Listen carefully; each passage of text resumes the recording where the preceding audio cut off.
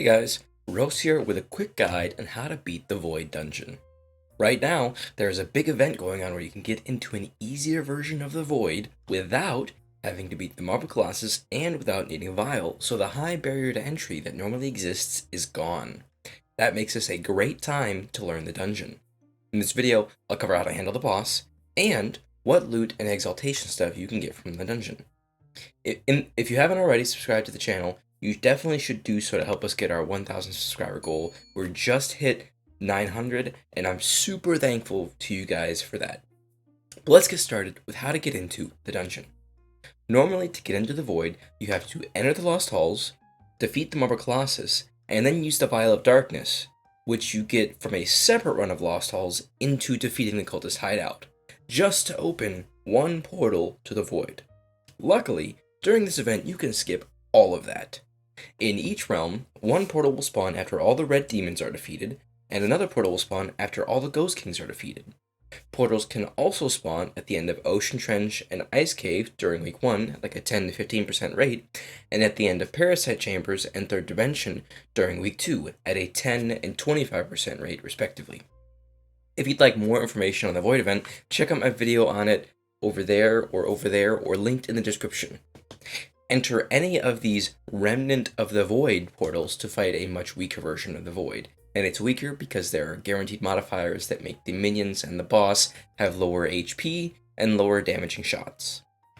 Once you enter the Void, you will start in the boss room. The TLDR of this boss fight is, first, remember to subscribe. Second, make sure you split into even groups when the room splits. That's really important. And then lastly, focus minions over the boss, because minions will overwhelm you otherwise. The most important shots to dodge throughout this fight are the large Void bullets, because they armor pierce and do heavy damage, and the Star Wars bolts, because they silence and they hit super hard. In the first phase, you circle with the boss, blasting him and avoiding his shots. If you fall off or get left behind, you can counter-rotate to catch back up to the group faster. At 70% HP, he will split the room in half. Try to make sure that both sides of the room have equivalent numbers of players, or roughly. You can check with the minimap to verify that. Around half HP, he splits the room into quarters. If you see a platform with 0 or too few people on it, move to it as soon as possible. Because once a platform becomes overwhelmed by minions and people die or have to nexus, the minions from that platform will overwhelm the neighboring platforms and chain reaction until everybody dies or has to nexus. Once the boss hits 25% HP, he starts moving very quickly, and you'll have to aim 2 tiles ahead of him to hit him. Throughout this phase, he will also occasionally move to the center of the room and fire off barrages of attacks. At 10%, he will move to the center and do a short survival phase where he's invulnerable and throws minions out onto each platform. After this, he will split into 4 clones that circle around.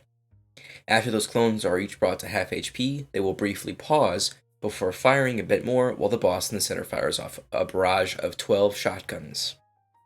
After this barrage, the boss is briefly vulnerable. If you do enough damage, it goes to chess phase. Otherwise, that phase will repeat where he goes invulnerable again and then vulnerable. Once the boss flashes through other boss sprites, it will turn into a small flame that you can blast for loot.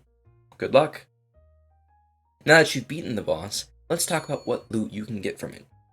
The Void entity rewards mana exaltation points and can drop small mana and small life pots.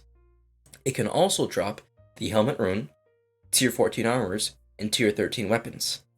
But the white bags it drops are the Void Bow, the Quiver of Shadows, the Armor of Nil, the Source Stone, and the Omnipotence Ring. The Void Bow is one of the better, if not the best bows in the game, but its range has been reduced to that of a dagger, which makes it a bit harder to use properly. The Quiver also loses range and doesn't inflict a status, but when you land all of its shots, it is one of the highest raw damage quivers in the game. The armor is a leather armor, and it gains some defense at the cost of dexterity and speed. So if you need the extra survivability, it is nice. Otherwise, it kind of sucks and is at least good for forge power. Lastly, of the 2 rings, Omni is probably going to be better for you, but it depends.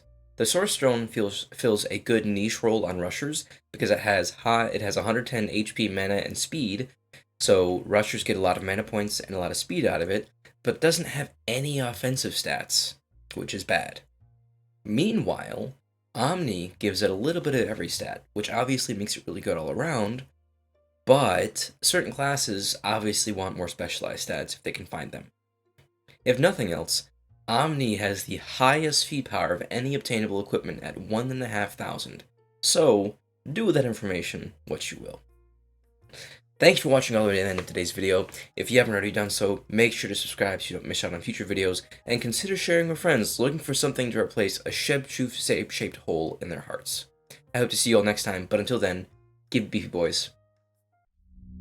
Hello there.